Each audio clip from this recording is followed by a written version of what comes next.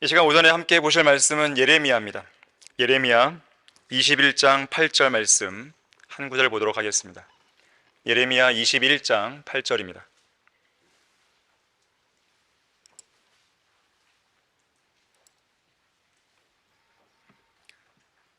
8절 말씀 보시면 너는 이 백성에게 말할지니라 주가 이같이 말하노니 보라 내가 너희 앞에 생명의 길과 사망의 길을 두었노라. 자, 말씀을 위해서 다 같이 기도하겠습니다. 감사하신 하나님 아버지, 아름다운 예배를 드릴 수 있도록 해주셔서 감사드립니다. 아름다운 찬양을 위해서 감사드립니다. 아름다운 연주를 위해서도 감사드립니다. 신실한 성도들을 이 자리에 모아주셔서 참으로 감사드립니다. 우리의 마음이 주님 한 분만으로 가득 채워지게 해주시고 오직 주님께로만 향할 수 있도록 도와주십시오. 어떠한 문제가 생겨나고 어떠한 선택의 갈림길에 서든지 오직 우리는 주님만을 선택하고 주님만을 따라갈 수 있도록 도와주십시오. 이 시간 선포되는 이 말씀이 우리의 마음과 생각을 변화시키고 우리의 행동을 변화시키고 우리의 모든 삶을 변화시키는 귀한 역사의 시간이 되게 해주십시오. 주 예수 그리스도 이름으로 기도했습니다. 아멘. 생사의 갈림길, 생사의 갈림길이라는 제목으로 설교하겠습니다. 제11호 태풍 흰남노가 우리나라를 강타했습니다. 태풍이 지나간 제주, 부산, 울산, 경남, 경북을 중심으로 전국 곳곳에 사망, 실종 등의 인명피해가 있었고 침수 및 산사태 등의 피해도 속출했습니다. 인명피해를 보니까 사망자 10명, 실종자 2명, 부상자 3명으로 집계되었어요. 제주와 경기 등지에서는 주택 8,300여 채와 상가 3천여 채가 침수되거나 파손되었습니다. 어선도 14척이 파손되었고요. 도로와 교량 같은 공공시설도 426곳이 피해를 입었다고 합니다. 경북과 경남 또 전남 등지에서는 약 3,800헥타르의 농작물이 침수되거나 강한 바람에 과일이 떨어지는 소위 낙과 피해를 입었다 그래요. 또 8만 9천 세대가 태풍에 따른 전기 공급 중단으로 불편을 겪기도 했습니다. 특히 경북 포항의 피해가 가장 심각했죠. 시간당 110mm의 물폭탄이 갑자기 쏟아져서 하천의 범람으로 곳곳이 침수되었고 심지어 이 펜션 건물이 강바닥으로 휩쓸려 가기도 했습니다. 전체 10명의 사망자 중에서 무려 7명이 포항에서 일어났는데 그것도 포항의 한 아파트 지하 주차장에서 발생을 했습니다. 아파트에서 약 100m 정도 떨어진 곳을 흐르는 하천이 있었어요. 이름이 냉천 그러는데요. 하천이 있었어요.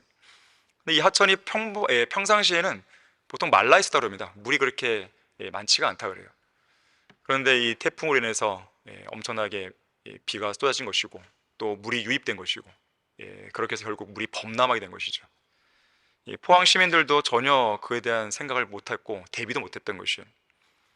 근데 이 하천이 넘치면서 바로 100m 정도 떨어진 이 한 아파트로 침수가 된 것이죠. 6시 30분경에 아파트 관리사무소에서 지하 주차장이 잠길 수 있으니 차량을 바깥으로 이동시키라는 방송을 내보냈습니다. 오전 6시 30분이에요. 안내 방송에 따라 차량을 이동하기 위해서 주차장으로 내려간 사람들 가운데 일부가 갑자기 주차장으로 밀려든 많은 물로 인해서 미처 빠져나오지 못했던 것이죠. 당시 주차장으로 내려갔던 주민들의 수가 수십 명 되었다 그래요. 그런데 불과 8분여 차이로 빠져나온 사람들과 빠져나오지 못하고 물속에 갇혀 익사한 사람들의 생사가 엇갈렸습니다. 어떤 차량의 블랙박스 영상을 보니까 간신히 주차장을 빠져나온 차량들이 이 폭우와 강풍에 서로 뒤엉켜서 정체 현상이 아파트 입구에 벌어진 거예요. 자, 그런 가운데 지하 주차장 출입구가 순식간에 밀려든 물로 인해서 천장까지 가득 차버리게 됩니다. 이 한 아파트 주민은 지하 주차장에 내려갔다가 이미 침수가 되고 있어서 일찌감치 차를 버리고 대피했다 그래요. 그 사람은 그 순간을 생각하면 아찔하다고 했습니다. 또 다른 주민은 차량이 주차장 입구에서 멀리 떨어져 있는 데다가 빗물이 무서운 속도로 들이쳐서 차를 빼다가는 고립될 수 있겠다 이런 생각이 들어서 아깝더라도 그냥 차를 버리고 나왔다 그래요. 소방당국에 의하면 주차장 안에는 111개의 주차 공간에 66대의 차량이 주차되어 있었고 대부분이 차량을 빼지 못했다고 합니다. 한편 그곳 지하 주차장에 갇혀 있다가 14시간 만에 기적적으로 구조된 두 사람이 있었죠. 이들 생존자들은 지하 주차장 천장에 있는 배관을 잡거나 또 올라타는 방법을 통해서 숨을 쉴 수 있는 소위 그 에어포켓이라고 그러죠. 공기가 형성된 거예요. 공기층이. 이 에어포켓을 발견했고 천정과 물 최상단 높이 사이의 그 공간은 불과 30cm대래요. 그 속에서 숨을 쉬고 있었던 것이죠. 간신히 숨을 쉬며 버틴 끝에 극적으로 살아남은 것입니다. 이 신문 기사를 보게 되면 숨진 사람들의 그 사연이 모두 다 안타깝습니다. 하지만 그 중에서도 10대 아들을 먼저 떠나보낸 한 어머니의 사연이 더욱 마음을 아프게 했어요. 이 사고 당일인 지난 6일이었죠. 이 어머니는 차량을 이동시키라는 안내 방송에 따라 지하 주차장으로 내려갔습니다. 그런데 좀 있다가 어머니가 걱정이 된 이 14살 난 아들이 어머니를 뒤따라 내려갔다 그래요. 내려가 보니까 어머니는 급격히 불어난 그 빗물에 차 문을 열지 못한 채 그 차 안에 갇힌 상태에 있었습니다. 그래서 아들이 운전석 문을 잡아당겨서 어머니를 겨우 탈출시켰어요. 하지만 그런 사이에 지하 주차장 이 물높이가 가슴까지 차오릅니다. 그리고 체력이 떨어져서 밖으로 나가기가 어렵다고 판단한 이 어머니가 아들이라도 내보내겠다. 그래서 이 아들에게 너는 너만이라도 살아야 된다. 그렇게 아들이 나가길 원치 않았지만 극구 설득해서 내보냈다 그래요. 아들이 출구 쪽으로 사라진 뒤에 홀로 사투를 벌인 이 어머니는 지하 주차장에 갇힌 지 14시간 만에 소방 수색 대원들에 의해서 기적적으로 구조가 됩니다.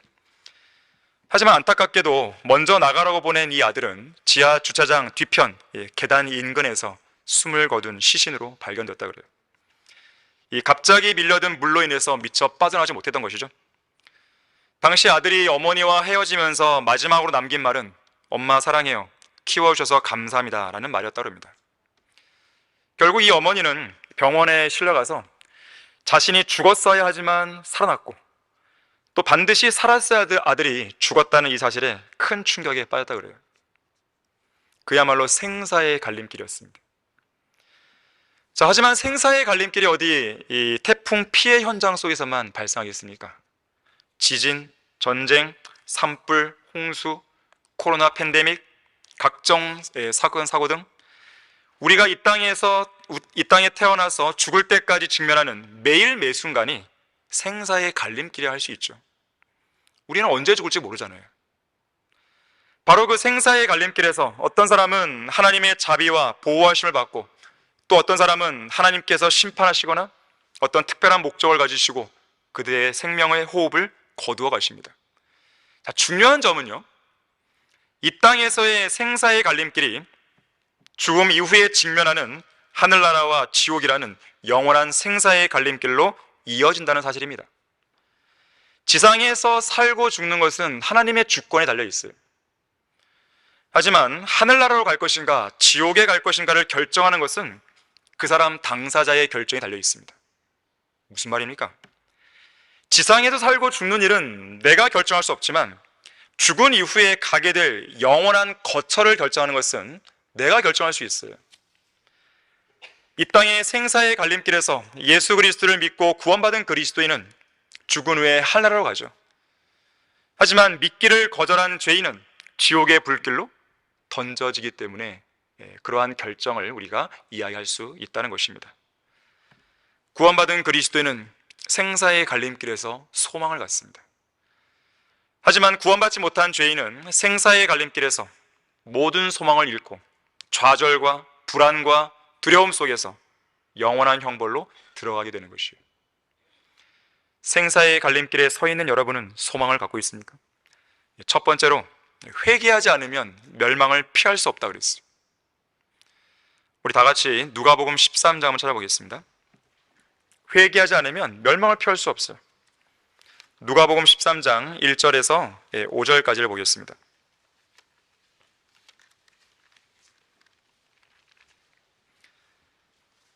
바로 그때 몇 사람이 갈릴리 사람들에 관하여 주께 말씀드리기를 빌라도가 갈릴리 사람들의 피를 그들의 희생제물들과 섞었다고 하더라.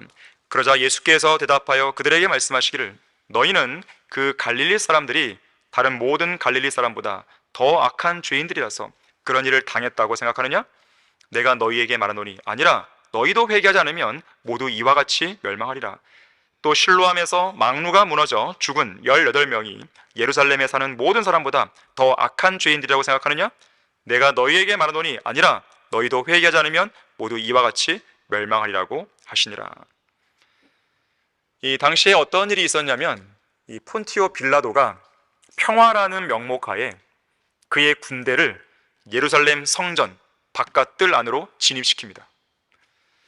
들여보내서 희생제물을 드리고 있던 갈릴리 출신의 유대인들 몇 사람을 죽인 사건이 있었어요. 그런데 죽였을 뿐만 아니라 이 빌라도는 갈릴리 사람들의 그 피를, 자기가 죽인 그 사람들의 피를 그들이 드린 희생제물과 섞어버리는 가증스러운 짓을 행한 것이에요. 이런 사건들을 듣게 되는 사람들이 느끼는 생각이 있어요. 왜 갈릴리 출신의 유대인들은 그런 끔찍한 만행을 당했을까? 그들은 생전에 너무나도 큰 죄를 범한 거야. 하나님이 싫어하시는 그런 큰 죄를 범했기 때문에, 그런 극악한 죄인들이기 때문에 그런 비참한 일을 당한 것일 거야. 그래서 이 일에 대해 어떤 사람들이 예수님께 이 말씀을 드린 거예요. 그때 주님이 하신 말씀이 뭡니까? 2절에서 주님은 오히려 반문하시죠. 과연 그렇게 죽임당한 갈릴리 사람들이 다른 모든 갈릴리 사람보다 더 악한 죄인들이라서 그런 일을 당했다고 생각하느냐? 물으신 거예요. 예수님의 답변은 아니라는 것이죠. 그러면서 회개하지 않으면 모두 이처럼 멸망할 것이다 라고 경고하십니다. 자, 여기서 예수님이 말씀하시는 요지는 무엇이냐면 단 한 사람의 예외도 없이 이 땅의 모든 사람이 가증한 죄인들이라는 것이에요. 모두가 죄인이고 모두가 하나님의 영광에 이르지 못했고 모두가 죽어서 지옥에 가야만 한다는 거예요. 그 누구라도 회개하지 않으면 똑같이 멸망하는 거예요. 멸망하는 시점과 멸망하는 방법만 다르죠. 회개하지 않는 그 누구에게라도 죽음과 멸망은 반드시 갑자기 들이닥칠 수 있는 현실인 것입니다. 태풍 피해를 안 입었다고 안심합니까? 어떤 죄인들이? 태풍 피해를 간신히 살아넘었다고, 코로나 팬데믹을 넘었다고 나는 이제 마음껏 살 수 있어, 그럴 수 있나요, 인간이? 그럴 수 없습니다. 이 마지막 시대는 어떤 시대입니까? 하나님께서는 죄인들이 멸망하지 않을 수 있는 유일한 방법을 이미 제시해 주셨는데도 사람들은 그런 방법은 거들떠보지 않는 거예요. 하나님의 사랑만 운운합니다. 하나님이 제시한 방법은 안 따르면서도 하나님은 사랑이시라, 이 말만 되뇌이고 있는 거예요. 그러면서 그들 자신은 지옥에 갈 만큼 그렇게 나쁜 사람은 아니며, 더군다나 하나님은 사랑이시기 때문에 자기가 저지른 잘못들 정도는 눈 감아 줄 수 있다라고 착각하는 거예요. 나 정도는 하늘나라 갈 수 있겠지. 이들은 하나님의 자비하심과 하나님의 친절하심, 하나님의 오래 참으심과 그 인내를 오해하고 있는 것입니다. 물론 그들도 지금까지는 하나님의 풍성하신 자비의 손길을 받고 살아왔겠죠. 하지만 하나님의 그런 자비의 유예 기간이 끝나는 생사의 갈림길에서는 결국 그들은 지옥의 종착역에서 내리게 되는 것입니다. 아들을 믿는 자는 영생을 가졌고 그 아들을 믿지 않는 자는 생명을 보지 못하고 하나님의 진노가 그 사람 위에 머물러 있느니라고 말씀하고 있어요. 하나님의 자비하심 때문에 그 사람이 지금 즉시 그 진노 가운데 멸망하지 않을 뿐이죠. 그 유예기간이 끝나면 그 사람은 즉시로 지옥불로 떨어지는 것이죠. 하나님의 사랑을 말하려면 그런 이야기 하지 말고 갈보리 십자가로 빨리 나와야 되는 거예요. 세상 죄인들을 향한 하나님의 사랑은 갈보리 십자가에 매달리신 예수 그리스도의 죽음을 통해서만 나타난 것입니다. 소위 자기보다 더 사악한 죄인들이라고 생각되는 다른 사람을 볼 필요가 없어요. 저 사람이나 지옥까지 나 같은 사람은 안 가, 이런 말 할 필요가 없습니다. 가장 가증하고 가장 사악한 죄는 바로 나 자신이에요. 바로 나 자신을 위해서 죄와 저주가 되신 예수 그리스도, 그 죄에 대한 심판을 대신 받으시기 위해 십자가에 매달리신 예수 그리스도를 믿음으로 쳐다봐야 되는 것이죠.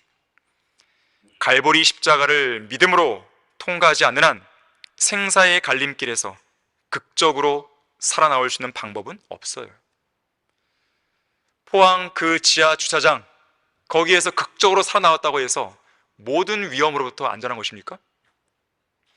이번 태풍 피해를 안 당했다고 해서 모든 위험으로부터 안전한 것입니까?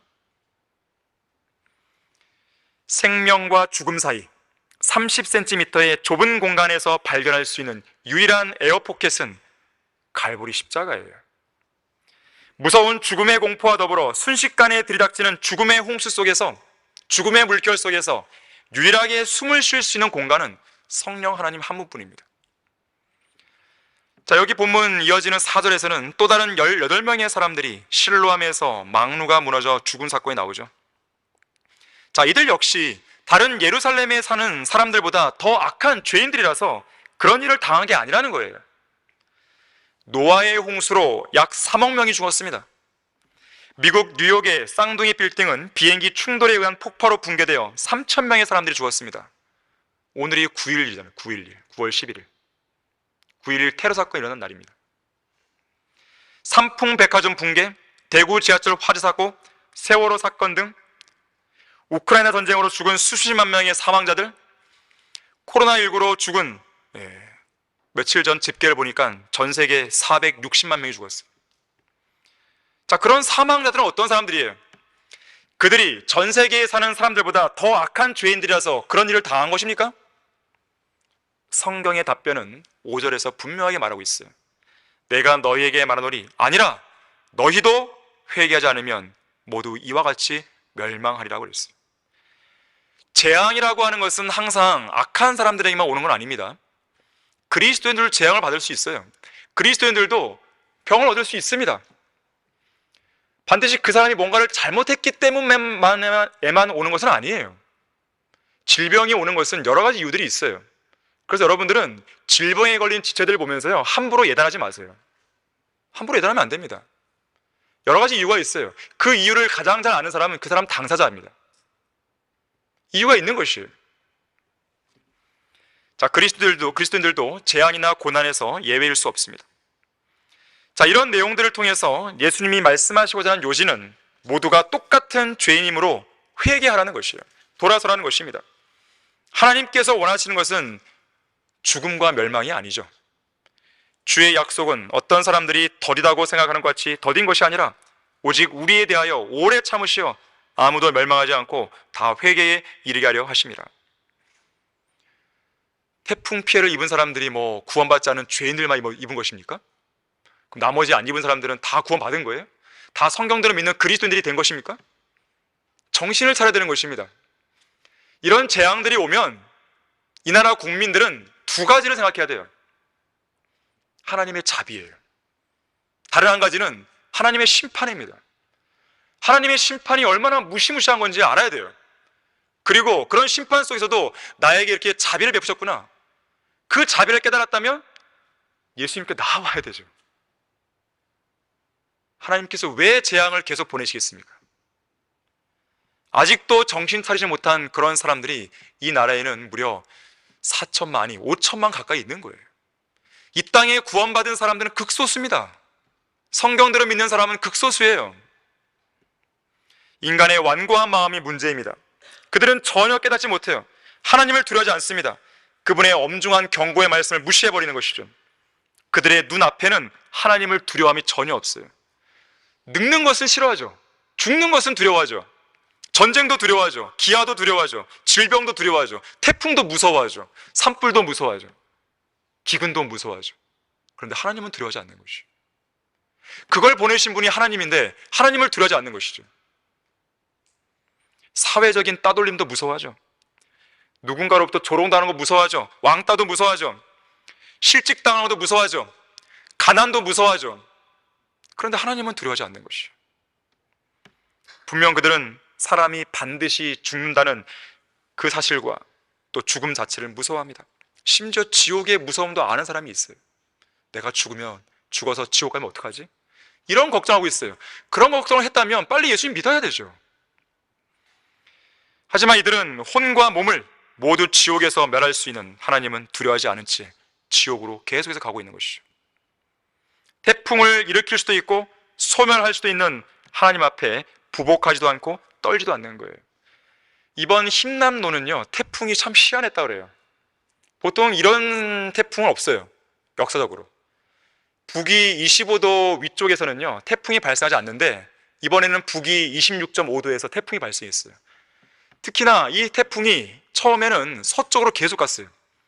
그러다 갑자기 대만 타이베이 그 부근에서요, 갑자기 북쪽으로 선회해버립니다. 이런 태풍 없다 그래요. 사람들은 거기까지예요. 그저 고기압이 어떻다느니, 북태평양 고기압이 어떻다느니, 그 고기압의 영향으로 방향을 틀었다느니, 이 얘기만 하고 있는 것입니다. 그러면 그 고기압을 발달시킨 장본인은 누구란 말이에요? 누구란 말이에요? 자, 모든 문제는요, 원인이 있는데 그 원인을 계속 파고들어가면요, 반드시 근본적인 원인이 있거든요. 결국 이 땅을 움직이시고 대기권을 움직이시는 분이 과연 누구냐 이거예요. 그런 기상을 관장하는 분이 누구냐 이거예요. 그런 현상들을 말하는 거, 그것만 말하지 말고 그 현상들을 주관하는 분이 누구냐 이거예요. 그럼 답이 뻔하거든요. 왜 하나님께서 그 방향을 선회하셨겠어요? 목적이 있는 겁니다. 예수님께서 이 땅에 오신 목적이 무엇입니까? 죽음을 두려움으로 평생을 노예로 속박되어 온 자들을 놓아주시라는 데 있습니다. 왜 그러한 하나님을 의지하지 않냐 이거예요. 왜 우리가 예수님을 믿고 구원받아야 되는 것입니까? 그저 태풍 피하기 위해서예요? 죽음이 두렵기 때문에 그렇습니다. 죄에 대한 심판이 두렵기 때문에 그런 거예요. 지옥이 무섭기 때문에 그런 것이에요. 백보자 심판에서 우리는 하나님께서 우리를 심판하실 때 거기에서 우리는 의롭다고 인정받을 만한 자신이 없기 때문에 그런 것이죠. 불못에서 영원히 불타고 싶지 않기 때문에 구원받은 거예요. 뭐 다른 거창한 이유 될 필요도 없습니다. 죽음과 심판과 지옥에 대해 두려움을 느꼈다면 그 문제를 완전히 해결해 주신 예수님께로 나아와야 되는 것이죠. 하지만 완고한 죄인들은 그렇게 안 합니다. 선이든 악이든 모든 행위와 모든 은밀한 것들을 심판하신 하나님께 나오지 않는 거예요. 생사의 갈림길에서 예수 그리스도를 믿은 사람은 구원받지만 그렇지 않은 사람은 지옥 가는 것입니다. 생사의 갈림길에서 예수님을 믿은 그리스도는 소망을 가질 수 있는 것이죠. 여러분은 생사의 갈림길에 서 있는 사람으로서 소망을 갖고 있습니까? 두 번째로, 죽음을 앞둔 상황에서 자비를 얻은 강도 바라바는 극적으로 살아났습니다. 초림 당시에 예수님께서는 이스라엘의 종교 지도자들로부터 아무 이유 없이 부당하게 미움을 받으셨죠. 또 부당한 고소를 받으셨죠. 당시 이 부당한 고소를 맡아서 사건을 심리했던 빌라도 총독이 있었습니다. 빌라도 총독은 아무리 생각하고 아무리 사실관계를 확인해 봐도 예수님에게서 아무 잘못도 찾지 못했어요. 그분이 사형을 당할 만한 어떤 일도 하신 적이 없다고 그는 판단했습니다. 그래서 그는 어떻게 해서든지 이 본 재판에서 개입하고 싶지 않았어요.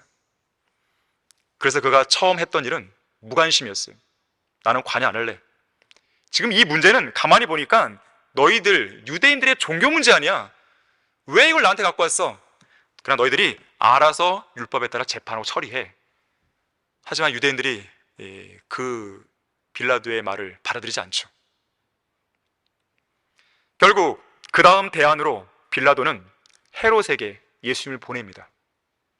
자기가 이 책임을 떠맡기 싫은 것이죠. 책임을 회피한 것이에요. 비겁한 방법을 취한 겁니다. 하지만 그것도 통하지 않자 이번에는 예수 그리스도에 대한 책임을 벗어나기 위해서 유대인들과 타협을 시도합니다. 심지어 이 빌라도의 아내가 꿈까지 꿨어요. 그 의로운 분을 괜히 했다가는 큰일 납니다. 자, 그래서 빌라도는 이 타협점을 모색하기 위해서 나는 그를 매질한 후 놓아주겠노라 이 얘기를 합니다.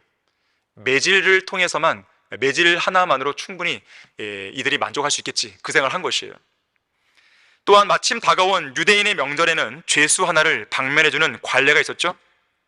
그래서 빌라도는 그러한 생각 속에서 타협점을 찾으려고 했던 것입니다. 자, 누가복음 23장 17절 한번 보십시오. 누가복음 23장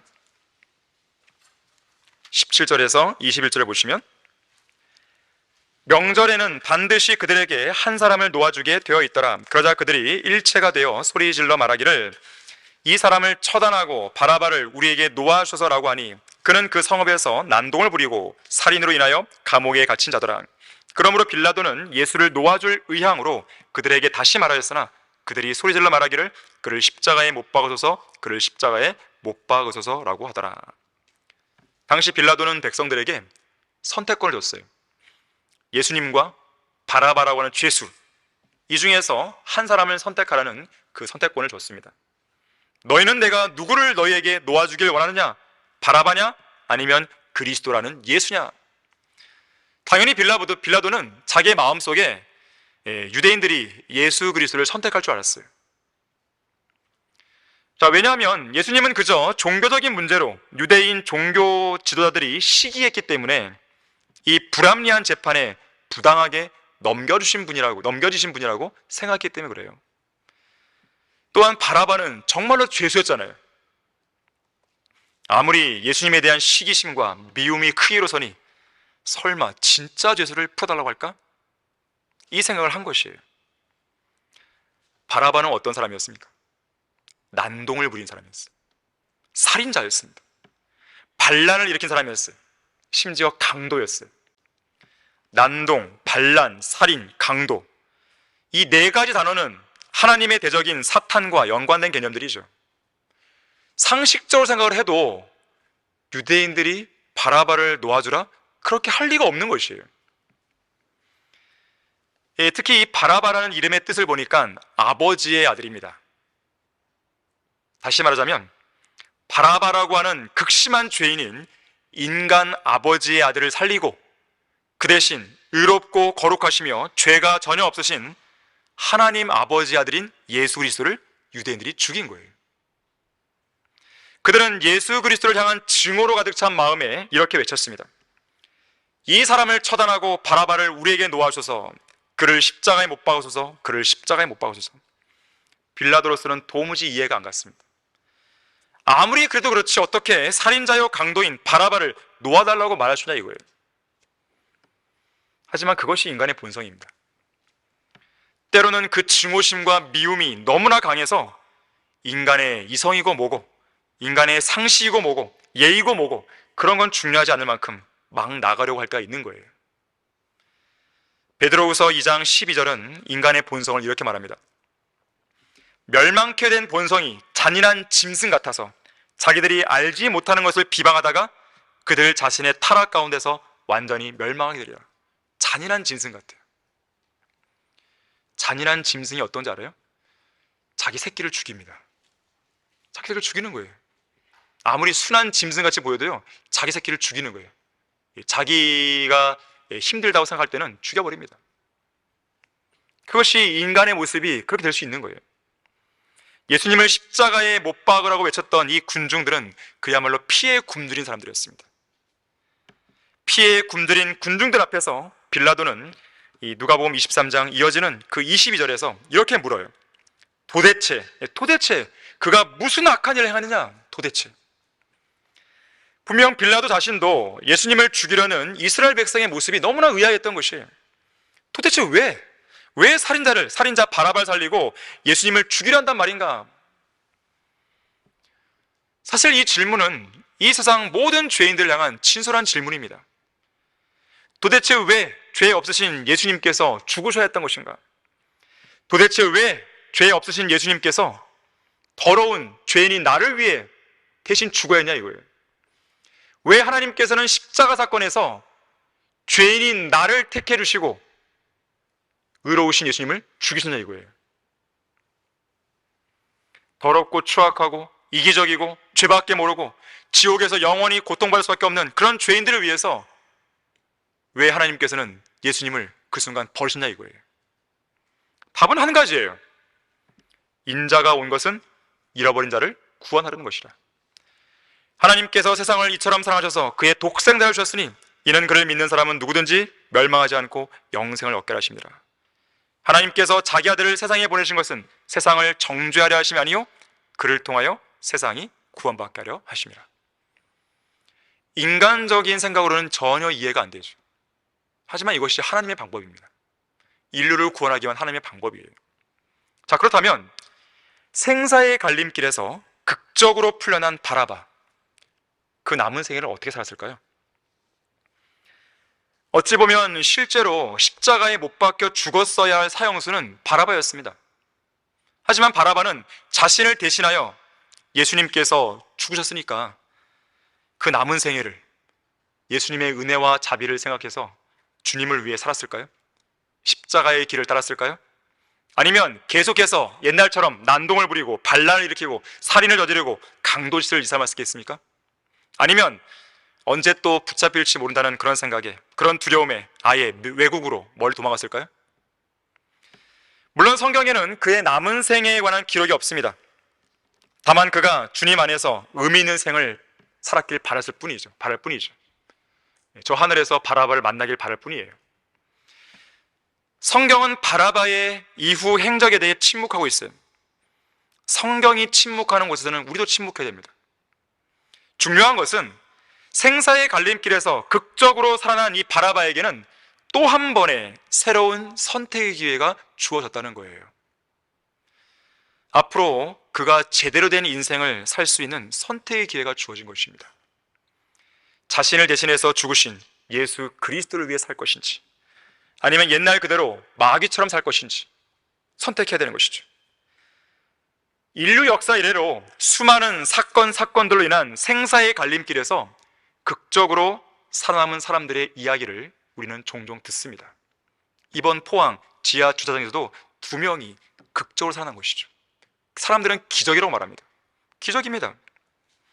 자, 그런데 그런 사람들 모두 그 죽음의 현장에서 극적으로 살아남은 이후의 생애를 그들을 기적적으로 살려주신 하나님을 위해서 과연 살았을까? 아마 대부분은 그렇지 못했을 것입니다. 그렇게 산 사람은 매우 극소수예요.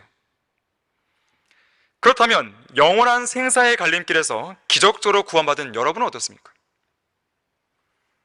죄의 삭슨 사망이라는 말씀대로 지금 당장 죽지 않고 매일 매순간 생사의 갈림길에서 기적적으로 살아남고 있는 하나님께서 살려주신 과연 여러분은 어떤 삶을 선택하며 살고 있는지를 묻는 거예요. 과연 여러분의 생애는 주님께서 보시기에 기뻐하실 만한 생애입니까?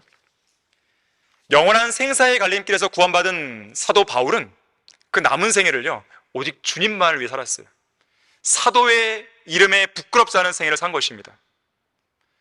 사도들 중에서 가장 작은 사도라고 불리는 그였지만 가장 위대한 사도로 불릴 만한 그런 생애를 산 것이에요. 과연 여러분의 생애는 주님께서 칭찬하실 만한 생애입니까? 그 누구에게라도 내세우고 싶어 하시고 자랑하시고 싶어 하실 만한 그런 생애인지를 묻는 것이에요. 과연 여러분의 지금 살고 있는 그 생애는 극적인 생활, 극적으로 살아 돌아온 그런 사람으로서의 그런 삶인지를 묻는 것입니다. 생사의 갈림길에 서 있는 여러분은 소망을 갖고 있습니까? 자, 세 번째로 예수님 옆에 달린 회개한 한 강도는 낙원으로 들어갔습니다. 자, 같은 23장인데요 38절에서 44절을 보겠습니다. 그의 위에는 헬라어와 라틴어와 히브리어로 이 사람은 유대인의 왕이라고 쓴 명패도 있더라. 그때 매달린 행악자 중에 하나가 주를 욕하며 말하기를 내가 그리스도이거든 내 자신과 우리를 구원하라고 하니라. 그러나 다른 행악자가 되받아 그를 꾸짖어 말하기를 내가 동일한 정죄함을 받고 있으면서도 하나님을 두려워하지 아니하느냐? 우리는 행한 일에 대한 보응을 받는 것이 참으로 당연하지만 이분은 아무 잘못을 행한 것이 없도다라고 하고 예수께 말씀드리기를 주여 주께서 주의 왕국에 임하실 때 나를 기억하소서라고 하니 예수께서 그에게 말씀하시기를 진실로 내가 너에게 말하노니 오늘 내가 나와 함께 낙원에 있으리라고 하시니라. 그때가 제 6시경이었는데 어두움이 온 땅을 제 9시까지 덮더라. 한 강도가 회개했죠. 자, 그런데요 사실 처음에는 예수 그리스도 양 옆에 달린 이 두 강도, 행악자 두 사람 이 모두 다 예수님을 욕했습니다. 처음에는. 그러다가 그중 한 명이 중간에 회심을 한 것이에요. 참으로 극적입니다. 우리 다 같이 마가복음 15장 25절 보겠습니다. 마가복음 15장 25절을 보시면 여기 시간을 보세요. 시간. 제3시가 되니 그들이 주를 십자가에 못 박더라 그랬습니다. 자, 예수님께서 십자가에 못 박힌 시간은 제3시. 현대 우리 시간을 본다면 오전 9시입니다. 그런데 32절 보세요. 이스라엘의 왕 그리스도여, 십자가에서 지금 내려와 보라. 그러면 우리가 보고 믿으려 하더라. 자, 로마의 병사들이 지금 조롱하고 있습니다. 근데 보세요. 그리고 주와 함께 십자가에 못 박힌 자들도, 한 명이 아니죠. 두 명 다 주께 욕하더라고 했어요. 둘 다 처음에는 주님을 욕한 거예요. 여전히 둘 다 구원받지 못한 죄인입니다. 그런데 오늘 누가복음 23장 44절에 의하면 그중 한 강도가 회심한 시각을 보세요. 제 6시경이에요. 낮 12시입니다. 9시부터 12시까지. 불과 3시간. 이 3시간이나 이 짧은 시간, 이 사이에 한 강도의 마음이 돌아선 것이에요. 아마도 38절, 누가복음 23장 38절에 나오는 그 명패에 쓴 글귀 때문에 회심했을 걸 보입니다. 어떻게 쓰였습니까? 이 사람은 유대인의 왕이라. 3시간 동안 계속 그 문구가 이 강도의 마음을 계속 움직인 거예요. 특히 이 운명이 엇갈린 이 생사의 갈림길에서 회심하지 않은 이 한 강도를 향해서 회심한 강도가 이렇게 꾸짖죠. 그가 꾸짖은 이 책망은 아주 강력하고 효과적인 메시지였습니다. 누가복음 23장 40절에서 첫 번째 강력한 메시지를 날립니다. 내가 동일한 정죄함을 받고 있으면서도 하나님을 두려워하지 아니하느냐? 그 3시간 짧은 시간 동안에 회심한 이 강도가 회심하지 않은 그 강도를 향해서 복음을 전하고 있는 것이에요. 지금 상대방의 정곡을 파고드는 질문입니다. 이것은 아무런 죄도 없는 분을 조롱할 시간에 동일한 정죄함을 받고 죽어가는 바로 내 놈이나 걱정을 하는 질문이에요. 지금 누굴 걱정하는 거야? 그 말인 것이죠. 태풍 피해 동안에 죽은 그 10명이 불쌍해서 계속 울고 있을 거냐 이거예요. 지금 너 생각하라는 거죠. 너가 지금 이번 피해에서 입지 않았다고 해서 앞으로 그 생사의 갈림길에서 늘 멀쩡하겠냐 이거예요. 회개하지 않으면 너도 멸망할 거라는 것이죠. 이제 곧 있으면 심판자이신 하나님을 만날 건데 정작 동일한 정죄를 받아서 십자가형을 선고받고 죽어가고 있는 너는 과연 하나님을 만날 준비가 되었느냐고 묻는 거예요. 두 번째 강력한 메시지를 그 다음으로 말합니다. 41절에서 우리는 행한 일에 대한 보응을 받는 것이 참으로 당연하지만 이분은 아무 잘못을 행한 것이 없도다. 이것이 바로 구원에 관한 회개의 본질입니다. 이 회개한 한 강도는 자기 자신이 어떤 사람인지 안 거예요. 진정한 회개는 자기 자신이 죄인이라는 사실을 인정할 뿐만 아니라 실제로 그 죄로 인해 마땅한 보응을 받아야 된다는 것, 마땅히 지옥에 가야 한다는 것, 이것을 인정하는 것에서 출발합니다. 자신이 거룩하신 하나님 앞에 추악하고 더럽고 가증한 죄인이라는 사실을 정직하게 인정하는 사람, 그 사람에게는 희망이 있습니다. 여전히 자신이 잘났고 똑똑하고 의롭다고 생각하는 그 사람에게는 희망은커녕 심판만 남아있는 거예요. 자, 그런데 자신이 죄인임을 인정하는 것에서만 멈추면 안 되죠. 그건 회개의 출발이에요. 회개의 완성은 아닙니다. 그럼 어떻게 됩니까? 자신의 죄를 인정했다면 그 죄를 해결할 수 있는 분께로 가야 됩니다. 예수를 믿는 것이죠. 아무런 잘못도 없으시고 아무런 죄도 없으신 주님을 바라보는 것이에요. 자신이 죄인임을 인정하고 그 죄로부터 돌아서기를 결심했다면 반드시 주님께로 발길을 옮겨야만 회개가 완성될 수 있는 것이에요. 그래서 이 강도는 이 짧고 강렬한 메시지를 뒤로하고 42절에서 예수 그리스도께 자신의 혼을 의탁하는 거예요. 제 힘으로는 안 됩니다. 저를 구원해 주십시오. 주여, 주께서 주의 왕국에 임하실 때 나를 기억하소서. 그러자 예수님은 그 강도에게 낙원을 약속하신 거예요. 자, 우리는 여기에서 죽음을 앞둔 마지막 순간에 그것도 3시간이라고 하는 이 짧은 순간 생사의 갈림길에서 두 사람의 운명이 완전히 엇갈리는 것을 보게 됩니다. 두 사람 모두 처음에는 예수 그리스도를 욕하고 조롱하고 비웃었지만 한 사람은 회개하여 낙원을 약속받았고 한 사람은 계속 조롱하다가 지옥으로 떨어진 것이죠. 두 사람 모두 예수 그리스도의 머리 위에 적힌 그 문구를 읽었어요. 봤어요. 못 본 게 아닙니다. 하지만 한 사람은 그 문구를 믿고 자신의 혼을 예수님께 의탁했지만 다른 한 사람은 여전히 그 문구를 완고한 마음으로 계속 거부하다가 자신의 혼을 지옥으로 밀어넣은 것이죠. 이 시대도 마찬가지입니다.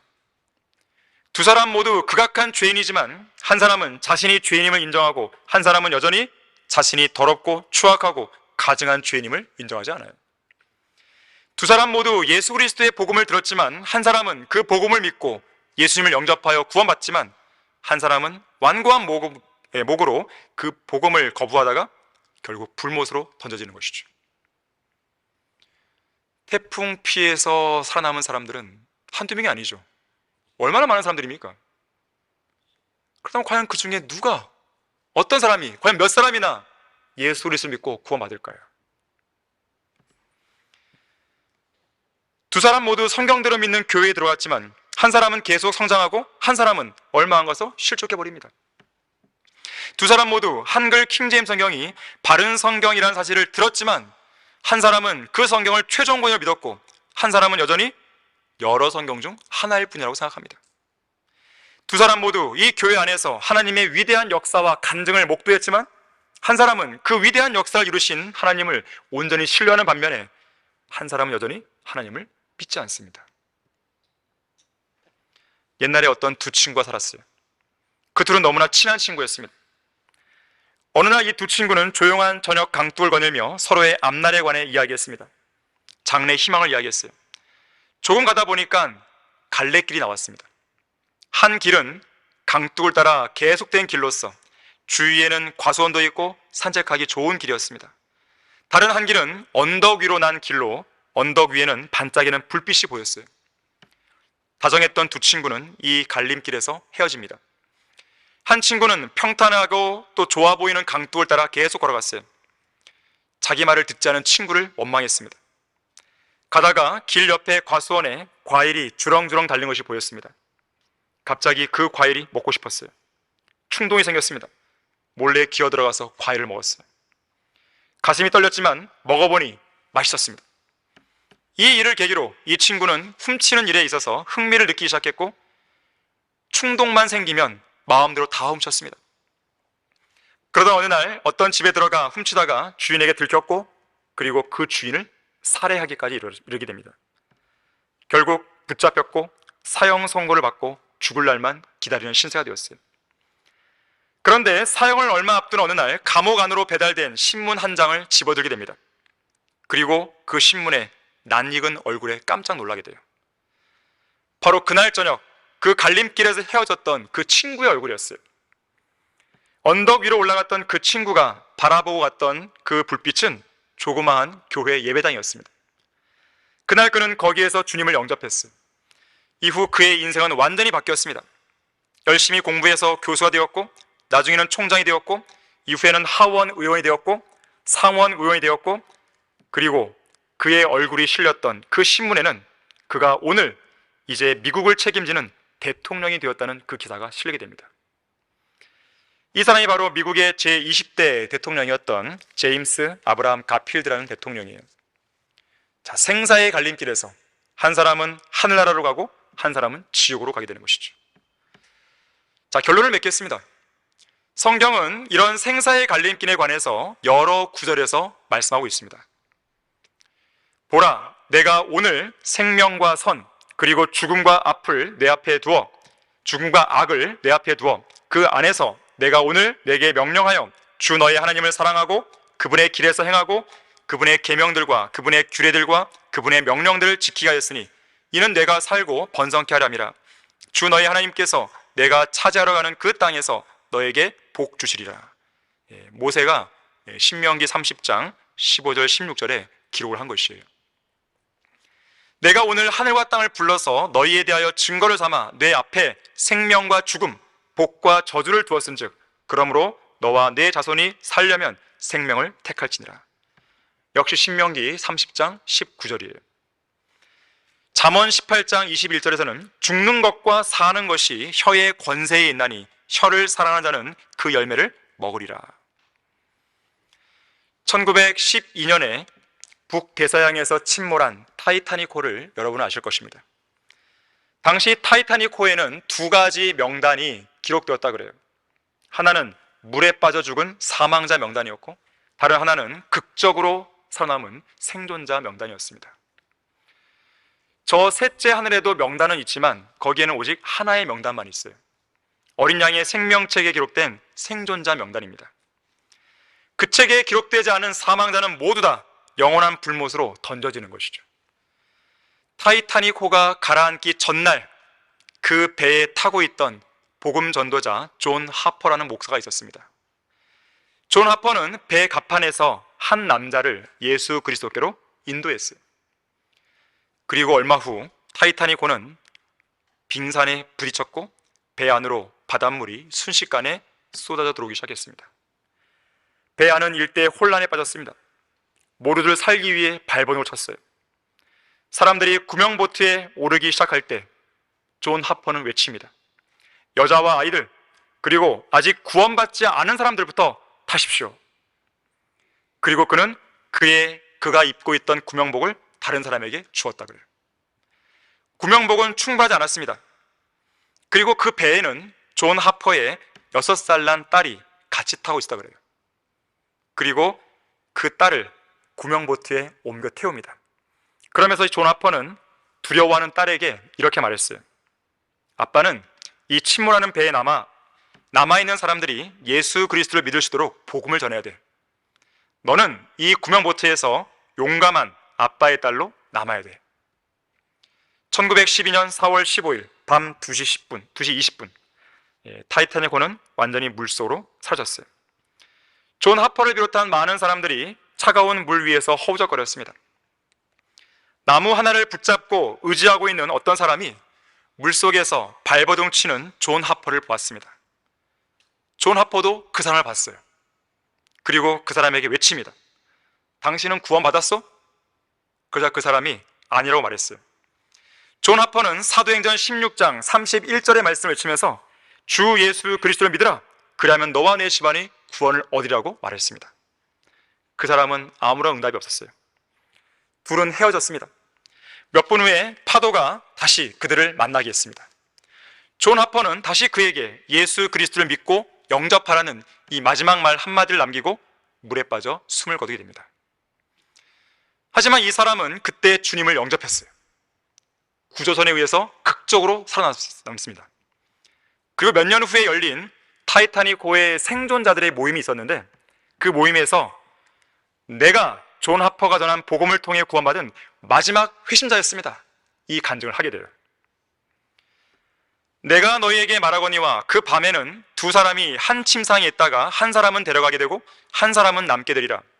두 여인이 함께 맷돌을 갈고 있다가 한 사람은 데려가게 되고 한 사람은 남게 되리라. 또 두 사람이 들에 있는데 한 사람은 데려가게 되고 한 사람은 남게 되리라고 하시니라. 여러분은 이 생사의 갈림길에서 휴거될 소망을 갖고 계십니까? 지금 주님께서 오신다면 공중으로 끌려 올라갈 준비가 되어 있습니까? 자, 그렇다면 여러분의 가족은 어때요? 여러분이 사랑하는 부모와 형제, 아내와 남편, 자식들은 어떻습니까? 여러분이 끌려 올라갈 때 그들도 함께 올라갈 수 있도록 준비시켜 놨습니까? 만약 아니라면 어떻게 하겠습니까? 영원한 생사의 갈림길에서 극적으로 살아 돌아온 여러분은 여러분만 휴거되는 이기적인 인생을 살면 안 됩니다.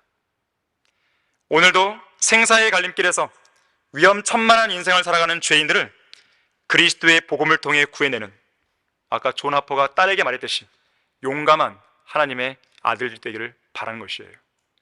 다 같이 기도하겠습니다. 감사하신 하나님 아버지, 영원한 생과 사의 갈림길에서 예수 그리스도의 보혈을 통해 저희들 구원해 주셔서 참으로 감사를 드립니다. 하지만 여전히 우리 주위에는 구원받지 못한 죄인들이 많이 있습니다. 우리의 가족, 또 친척, 친구들, 심지어는 자신의 아내 또는 남편, 또 자신의 자녀들이 있습니다. 더 넓게는 직장 동료들이 있습니다. 더 넓게는 이웃 사람들이 있습니다. 더 넓게는 이 나라 국민들이 있습니다. 더 넓게는 전 세계 사람들이 있는 것입니다. 우리가 모두 다 구원받은 그리스도인들로서 각자의 임무와 각자에게 부여진 그 사명을 잘 인지하고 또 우리의 생활 속에 그 사명을 온전히 실천할 수 있도록 도와주십시오. 특별히 추석 명절 이 연휴 기간 동안 우리는 가족들을 만나고 있습니다. 주님께서 동행해 주셔서 아직 구원받지 못한 그런 가족과 친지가 있다면 이 계기를 통해서 구원받는 놀라운 역사가 일어나시도록 도와주십시오. 주 예수 그리스도 이름으로 기도했습니다.